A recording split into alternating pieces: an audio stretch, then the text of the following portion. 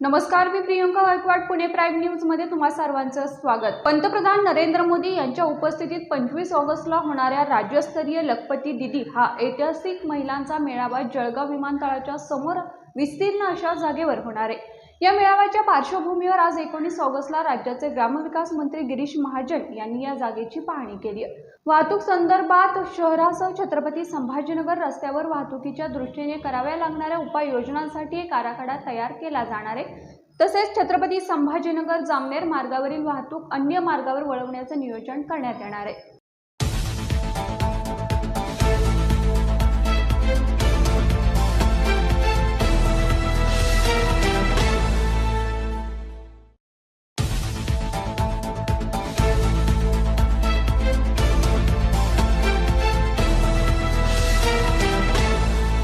या बातमीसह इथेच थांबते. मात्र तुम्ही पाहत राहा पुणे प्राईम न्यूज.